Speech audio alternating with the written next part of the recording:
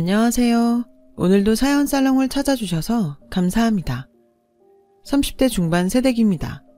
여러분은 혹시 식욕 처리 기능사라는 직업에 대해 알거나 들어보신 적 있으신가요? 식욕 처리 기능사란 소고기를 발골하고 부위별로 나누는 직업을 말해요.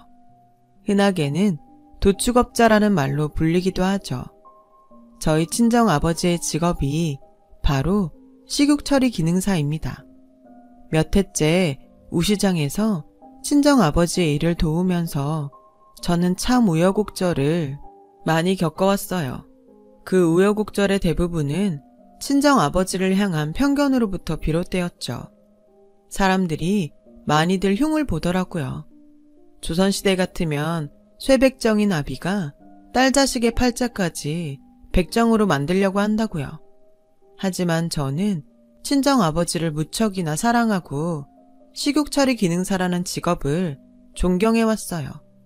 지금도 존경하기는 마찬가지고요. 비록 편견과 오해에 시달리는 일이기는 하지만 친정아버지는 누가 뭐래도 국가가 공인하는 고급 기술자인데다가 친정아버지가 열심히 일한 덕분에 지금 이 시간에도 누군가는 맛있고 품질 좋은 소고기를 먹을 수 있을 테니까요. 이처럼 친정아버지를 자랑스럽게 여기는 저에게 결혼을 약속한 상대가 하나 있었어요. 예비신랑은 수시로 우시장을 방문해 품질 좋은 소고기를 찾아다니던 남자였어요. 우시장을 드나드는 사람들 중 제 또래인 젊은 사람은 무척이나 드문 편이었기에 저는 그 남자를 향한 호기심을 품게 되었어요. 마침 친정아버지의 가게에 단골이 된 그 남자에게 서비스를 핑계삼아 솔직하게 물어봤죠. 마구리살이라고 들어보셨어요? 마구리? 이름 재밌네요. 소고기 부위 이름인가요? 맞아요. 정확히는 소의 척추와 가슴 부위에서 분리해낸 특수 부위를 말하고요. 갈비탕 같은 거 만들 때 육수용으로 우려내면 국물 진하고 좋아요. 아, 네. 근데 전 꽃등심만 주문했는데요. 에이, 시장 인심을 뭘로 보고 당연히 서비스죠. 와, 감사합니다. 잘 먹을게요. 할아버지가 좋아하겠다. 대신 뭐 하나만 물어봐도 될까요? 세상에 공짜는 없으니까요. 사실 마구리살 이거 특급 단골용으로만 판매하는 아주 귀한 특수부위거든요. 그걸 공짜로 가져가기는 미안할 테니까 제 질문에 대답해주는 걸로 퉁치자는 소리죠. 내 말은. 그래요. 질문이 뭔데요? 제 또래 사람들 치고 우시장 직접 드나드는 사람이 많지 않은데 적어도 일주일에 한 번은 직접 찾아와야만 하는 이유라도 있나 해서요. 매번 2+1만 골라 가져가시는 걸로 봐서는 나름 여유 있는 집 도련님 같기도 하고 그래서 이래저래 궁금했거든요. 할아버지 잡수시라고요. 할아버지요? 네, 할아버지가 연세가 많아서 식사를 잘 못하세요. 근데 희한하게 소고기는 참 맛나게 잡수더라고요. 특히나 이 집 소고기가 식탁에 오르는 날에는 더 많이, 더 잘 잡숫고요. 아, 그러니까 그쪽은 보기 드문 효자다? 네? 그거 알아요. 그쪽 좀 멋있다는 거요. 좀 많이요. 최소한 일주일에 한 번꼴로 우시장을 방문해서 품질 좋은 소고기를 찾아다니던 이유가 연로한 할아버지의 식사를 챙기기 위해서라니. 그는 요즘 보기 드문 효자였고 더욱이 식욕 처리 기능사라는 친정아버지의 직업에 대해 어떠한 편견도 없는 남자였어요. 쇠백정 운운하는 사람들의 편견과는 다르게 오히려 친정아버지를 장인이라며 추켜 세워주었죠. 남자의 효심과 고운 심성에 반한 저는 사랑에 빠져버리고야 말았고 연인이 된 저희는 오래지 않아 결혼 준비를 하게 되었어요. 다른 예비신랑 신부가 그러하듯 행복과 축복으로 가득한 결혼식을 꿈꾸었고요. 하지만 결혼 준비를 시작하기가 무섭게 현실적 어려움과 맞닥뜨리고야 말았어요. 그 현실적 어려움은 바로 양가의 경제적 차이였죠. 친정아버지께서 열심히 일하신 덕분에 저희 집안도 딱히 가난한 집안은 아니었지만 2대째 큰 유통사업을 경영하고 있는 예비시댁은 저희 친정이 가난하게 보일 만큼 무척이나 큰 부잣집이었거든요. 특히나 예비 시어머니의 눈에는 저와 저의 친정이 영 마땅치 않은 모양이었어요. 난 이렇게 생각해요. 결혼은 당사자만의 일이 아닌 두 집안, 양가 전체의 일륜지 대사라고. 말씀 편하게 하세요, 어머님. 결혼이 성사된 사이도 아닌데 벌써부터 남의 집 귀한 여식에게 함부로 말을 놓을 수는 없지 않을까요? 네? 현석이 부모 되는 입장으로다가 우리는 이 결혼 반대라는 소리예요. 아, 네. 실례가 아니라면 이유를 여쭈어볼 수 있을까요? 그래요. 다짜고짜 무작정 반대만 할 수는 없으니 우리 집안이 현석이 할아버지 시절부터 2대째 큰 유통사업을 가업으로 경영하고 있는 집안이란 건 알고 왔죠? 그럼요. 현석 씨 통해서 할아버님 이야기도 많이 듣고 왔습니다. 소고기를 무척 좋아하신다고요. 우리 시아버님 이야기는 할 것 없고 여튼간에 현석이 부모 입장은 그래요. 우리는 현석이가 우리 사업을 3대째 이어받기를 원하거든요. 당연히 며느리 될 자리는 아들이 사업을 경영하는 데 도움이 될 만한 경영학과 출신을 원하고요. 그런데 제 직업이 마음에 걸리시나요? 당연하죠. 우시장에서 친정 아버지의 일을 돕는 며느리? 솔직히 눈에 차지 않는 것이 사실이니까. 그것뿐만이 아니라 집안도 썩 내키지가 않네요. 집안이요? 친정 아버지도 그렇고 친정 내력도 그렇고 대대로 우시장에서 소고기 정형리를 하는 집안이라면서요. 그런데 우리는 우리 집안 사업을 확장시키는 데 도움이 될 만한 재력가 또는 사업가를 사돈댁으로 원하거든요. 이러니 결혼을 반대할 수밖에. 네, 맞아요. 예비 시부모는 2대째 이어온 사업을 아들이 물려받기를 원했고 아들이 사업을 경영하는 데 도움을 줄 며느리를 원했답니다. 본인들의 사업을 확장시키는 데 도움이 될 재력가 또는 사업가 사돈댁을 원하고 있었어요.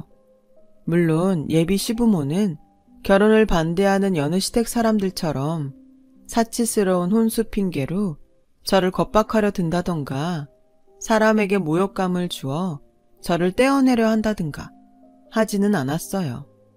말 한마디 행동 하나하나 정중하고 기품이 넘쳤죠. 그렇게 정중한 언행이었지만 결혼을 반대한다는 뜻은 분명했어요. 오히려 예비 시부모님의 정중한 언행을 통한 반대가 더 가슴이 아팠죠. 욕지거리 잔뜩 섞어서 고래고래 질러대는 고함보다는 비수처럼 한마디 한마디 얌전하게 꽂아대는 말들이 훨씬 잔인하고 아프다는 거. 제가 딱 그랬어요. 정중하고 기품 있게 존댓말까지 해가며 조곤조곤 꽂아대는 결혼 반대의 말들과 이유들이 너무 아팠어요. 그렇게 예비 시부모의 결혼 반대가 한동안 이어졌어요. 그럴수록 예비 신랑은 더더욱 큰 사랑으로 저의 마음을 안아주었지만 저 또한 어쩔 수 없는 사람이기에 갈수록 복잡해지고 지쳐가는 심정은 별다른 도리가 없었죠. 그렇다고 제가 결혼 반대를 가만히 앉아서 듣고만 있었던 건 아니에요. 친정 아버지의 직업을 걸고 넘어지는 예비 시부모의 말만큼은 절대로 얌전히 당해주지 않았습니다. 결혼 반대하는 뜻은 잘 알겠습니다, 어머님. 양가의 격차가 크고 결혼에 대한 생각이 다른 만큼 충분히 할 수 있는 생각이라고 봐요. 하지만 친정 아버지 직업에 대한 얘기만큼은 그냥 넘어가서는 안 될 것 같네요. 식육 처리 기능사? 우시장에서 일한다던? 네, 물론 사람들이 많은 편견을 갖고 있기도 하고 때로는 그 편견으로 인해 무시받는 일도 종종 생기기는 해요. 친정 아버지를 조선시대 같으면 쇠벽장이라며 폄하하면서 자신은 양반이라도 된다는 양 상전처럼 고압적으로 행동하는 사람들이 제법 있거든요. 그 말은 내가 상전이라도 된다는 양 갑질이라도 했다, 뭐 그런 소린가 지금? 직접적으로 그러진 않았죠. 하지만 결혼을 반대하는 과정 속에서 친정아버지의 직업을 문제 삼는 뉘앙스에서 어머님과 아버님도 제 친정아버지를 업신여기는 것은 아닌가 우려를 느낀 것도 사실이라서요. 그래요. 그렇게 느꼈다면 사과하죠. 직업에 귀천이 있다고 생각하지는 않아요. 자식에게 그렇게 가르치지도 않았고. 그러니 오해가 있다면 여기서 풀고 이제 그만 돌아가요. 저녁 식사 시간이 다 되어서. 이해해 주셔서 감사합니다. 그럼 나중에 또 찾아뵐게요. 나중에 또 찾아뵌다는 말은 좀 거슬리는데 우리가 또 만나야 하는 이유가 있을까요? 우리가 그쪽 집안과의 결혼을 반대한다는 뜻은 충분히 전해지고도 남지 않았나? 사람이 그렇게 말귀가 어두워서야 원? 이후로도 몇 차례 예비 신랑이 예비 시부모와의 자리를 주선해 주었어요. 그때마다 저는 친정아버지의 직업을 자랑스럽게 여기고 있다는 생각을 분명하게 전했죠. 친정아버지는 자신의 분야에서 최고를 이루었으니 존경받아 마땅한 분이라면서요. 하지만 예비 시부모의 결혼 반대는 절대로 굽혀지지 않았어요. 오히려 더 완강해졌고 그런 예비 시부모의 완강한 태도는 친정아버지의 직업이 자신들의 집안과 혼사를 맺기에는 격떨어지는 집안이라는 생각에 바탕을 두고 있었죠. 예비 시부모 말로는 직업에 어떠한 편견도 갖고 있지 않다고 했지만 또한 적어도 편견과 차별의 말을 직접적으로 내뱉지는 않았지만 저는 남들과 시부모님들이 똑같은 편견을 가지고 있다는 사실을 분명하게 느낄 수 있었어요. 저를 대하는 시선이 친정아버지를 편견으로 대하던 사람들의 눈빛과 갈수록 닮아갔고 노골적이 되어갔거든요. 그런 시선에 담겨있던 말은 너무도 분명한 한 단어, 백정. 이처럼 갈수록 완고해지는 상황들 앞에서 저는 결국 절감하고야 말았죠. 친정아버지의 직업을 향한 사회적 편견과 그 편견만큼이나 공고하게 쌓여있는 결혼 반대라는 성벽을 말이에요. 물론 그 과정 속에서 예비 신랑도 가만히 있었던 건 아니었어요. 저와 예비 시부모의 갈등이 빚어질 때마다 신랑은 매번 언성까지 높여가며 저와 친정아버지 편을 들어주었고 제가 없는 자리에서도 예비 시부모님의 편견을 설득하기 위해 무척이나 노력했죠. 저는 그런 예비 신랑이 무척이나 고마웠지만 고마운 한편으로 이 결혼에 대해 진지하게 생각할 시간이 저에게는 필요했어요. 그래서 며칠 조용히 시간을 보내며 생각을 정리했고 뼈를 깎는 심정으로 예비 신랑에게 고백했어요. 당신 부모님한테서 상처를 좀 받았다고 해서 당신한테까지 모질게 굴진 않을게. 소고기값 바가지 씌우는 일은 절대 없을 테니까 너무 걱정하지는 마. 그게 무슨 말이야? 앞으로도 계속 서비스도 잘 챙겨줄게. 대신 당신은 그냥 약속 하나만 해주면 돼. 무슨 약속? 자기 혹시 아니지? 혹시나 다음 생에 우리가 다시 만날 수 있다면 그때 다시 만나서 지금처럼 연애도 하고 이번 생에 못한 결혼도 하고 그러자. 제발 자기 없이 나 혼자 어떻게 살라고. 응? 엄마랑 아빠는 내가 어떻게든 설득할게. 약속해. 정 안 되겠다 싶으면 싸워서라도 내가 어떻게든. 그러지 마. 설득하려면 당신이 당신 부모님이랑 참 많이 싸워야 될 것 같은데. 그렇게 되면 내가 사랑했던 당신 모습이 사라져버리는 거잖아. 내가 사랑했던 당신. 요즘 보기 드문 효자. 솔직히 시부모님이랑 싸우는 당신 모습 보면서 가슴이 아팠어. 우리 결혼이 당신을 자꾸만 불효자로 만드는 것 같은 기분이어서. 아니, 싫어. 약속 못해. 내가 자기를 얼마나 사랑하는지 알잖아. 그래서 고마웠고 또 그래서 고민도 많이 했고. 근데 내가 사랑하는 당신을 불효자로 만드는 것도 가슴 아프지만 친정아버지를 그렇게 대하는 시댁과 결혼하는 것도 나한테는 가슴 아픈 일이 될 것 같거든. 반대를 무릅쓰고 결혼했다 쳐. 그럼 난 평생 친정아버지를 그렇게 여기시는 걸 감수하면서 살아야 한다는 얘긴데. 그런 딸 자식을 바라보는 우리 아빠 속은 얼마나 쓰라릴까? 그래서 내린 결정이야. 우리 아빠 생각해서라도 이 결혼은 안 될 것 같다는 거. 당신과 나 서로를 위해서라도 어쩔 수 없다는 거. 내 마음 알지? 저는 예비 신랑에게 파혼을 부탁했고 평소 예비 시부모의 결혼 반대로 인해서 저의 얼굴을 볼 낯이 없다고 말해왔던 예비 신랑은 결국 울음과 함께 파혼에 동의했어요. 서로를 너무 사랑하기에 서로의 행복을 위한 파혼이었죠. 그렇게 예비 신랑과 파혼 이야기를 마친 저는 며칠 뒤 마지막 인사를 위해 예비 시댁을 찾았어요. 정성껏 마련한 작별 선물 하나를 품에 안은 채로.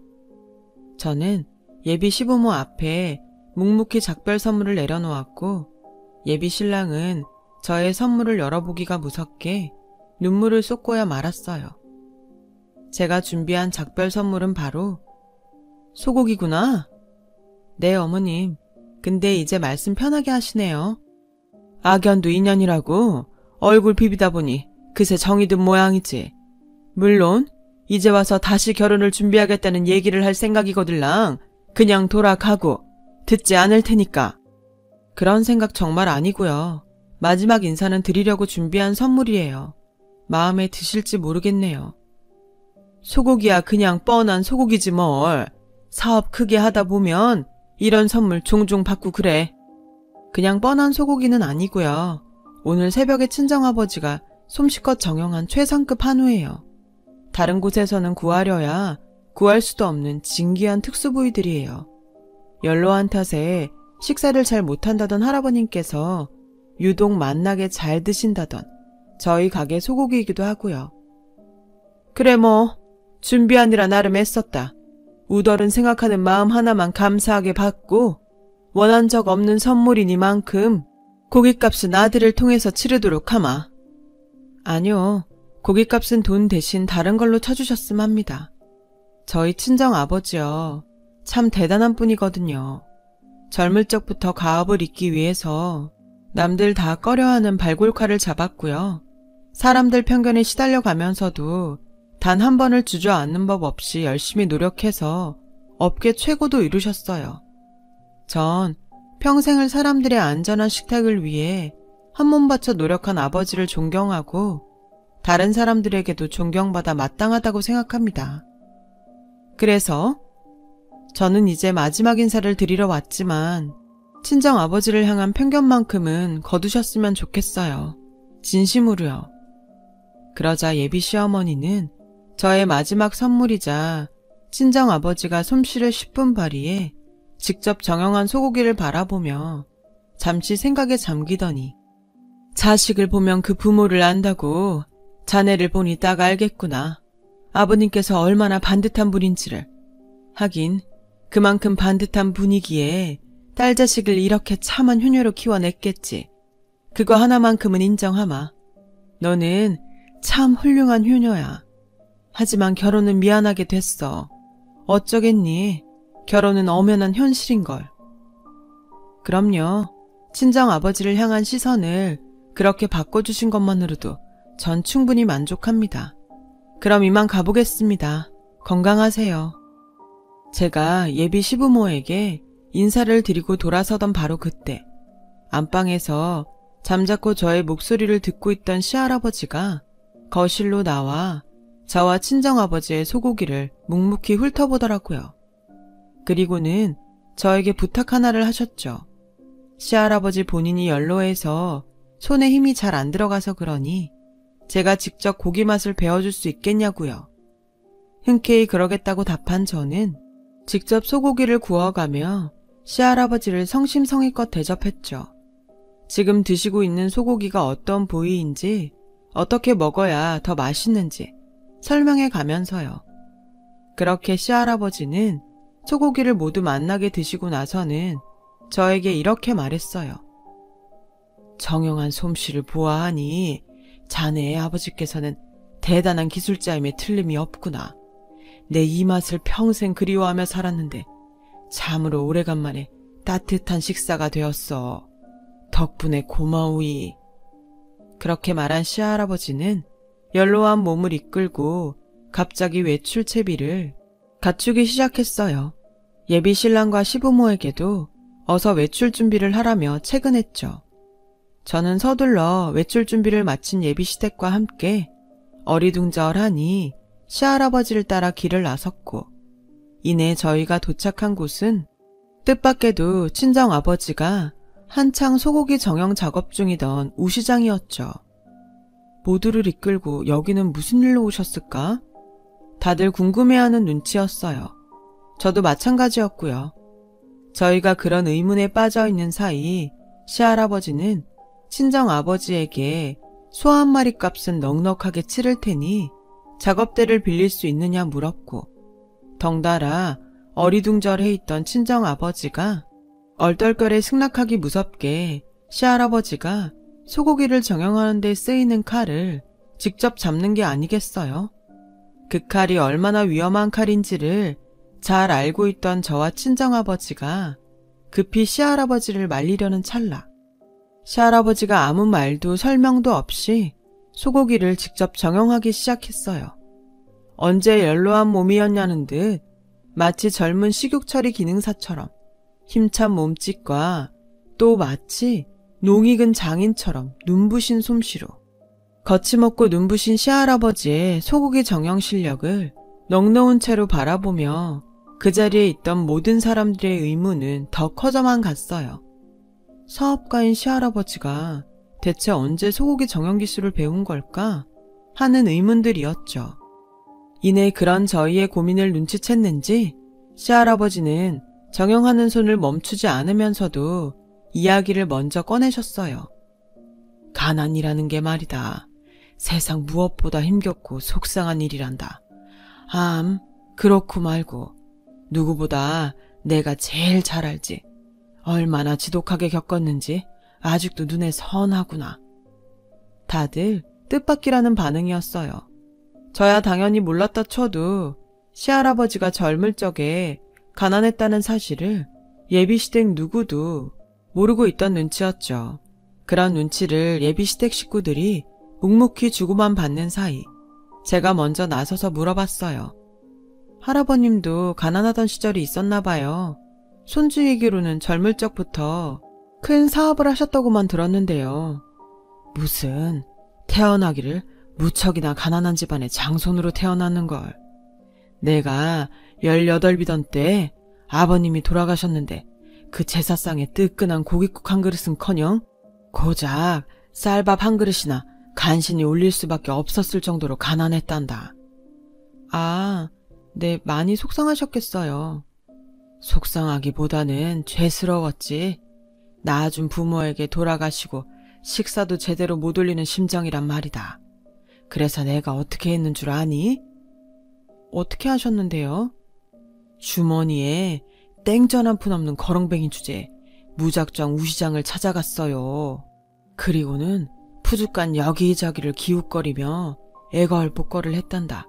선친의 제사상에 소고기국 한 그릇 올릴 수 있도록 부디 외상이라도 내어달라면서. 그랬더니 글쎄 푸죽간 주인들이 소금까지 뿌려가며 나를 문전박대하더구나. 말이 좋아 외상이었지. 생판 처음 보는 총각이 그런 부탁을 한다는 건 구걸이나 다름없는 일이니 당연히 소금을 뿌리고도 남을 일이야. 또 그 어렵던 시절에는 소고기는 그야말로 금처럼 귀한 것이기도 했고.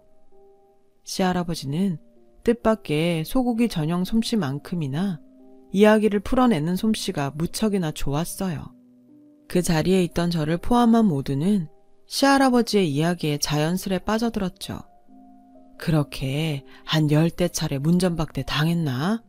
괜한 억하심장에 주저앉아 눈물식이나 훌쩍거리던 나에게 스승님이 손을 뻗어주었어. 스승님과 나는 그렇게 처음 만나게 되었단다. 지금으로부터 수십 년 전 시할아버지가 꽃던 18의 나이에 부친상 상주가 되었던 바로 그날, 제사상에 올릴 국거리 한 줌 구하지 못한 채로 주저앉아 눈물을 흘리던 시할아버지를 일으켜 세운 사람은 우시장의 오래된 터줏대감인 도축 장인이었어요. 그 장인은 부모를 향한 효심을 저버리는 법은 없다면서 시할아버지를 문전박대한 푸주간 주인들을 한참이나 꾸짖었답니다. 그래놓고는 대뜸 최상급 한우 국거리를 들고 나오더니 그 국거리를 시할아버지의 품에 한아름 안겨주었죠. 고깃값은 돌아가신 부친을 향한 너의 효심 하나로 충분히 받았다는 말과 함께요. 시할아버지는 장인이 건넨 국거리 덕분에 고깃국으로 선친의 장례를 잘 치를 수 있었고 장례를 마치고는 곧장 장인에게 돌아와 물었대요. 하늘 같은 은혜를 어떻게 갚아야 할지 모르겠다고요.